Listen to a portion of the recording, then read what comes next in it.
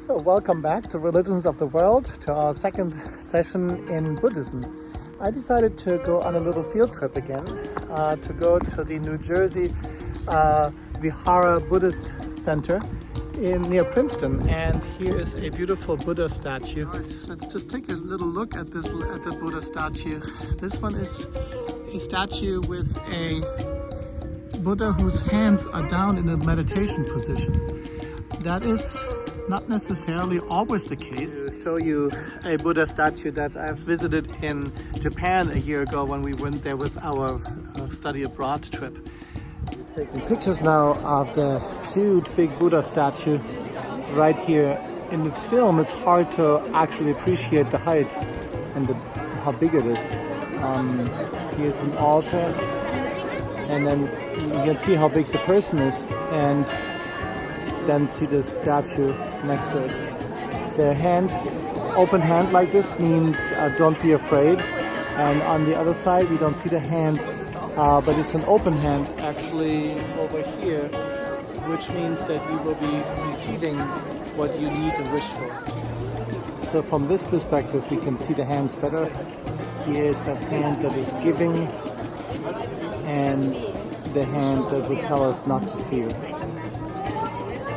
I will be taking my seat over here so that I can tell you a little bit more about our lesson today. So since I'm alone here, I will remove my mask. Some people have asked me the question, they have oftentimes seen Buddha statues with a big belly or maybe a laughing Buddha. And here we have a relatively athletic looking Buddha statue. Well, I would think when you have the story of Siddhartha Gautama, who was emaciated for a little while when he was fasting, and afterwards discovered the middle way, that the actual Buddha, Siddhartha Gautama, was probably not overweight.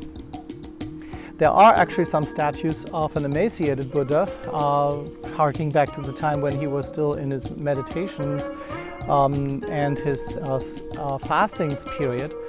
But most statues are really the ones that are like this one here, with a regular sized body. There is a certain tradition of the laughing Buddha and the Buddha that is really kind of comfortable with a big belly and so on, but that is not the norm.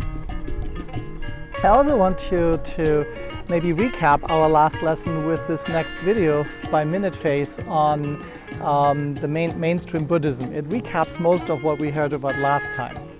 And so enjoy the video before we continue.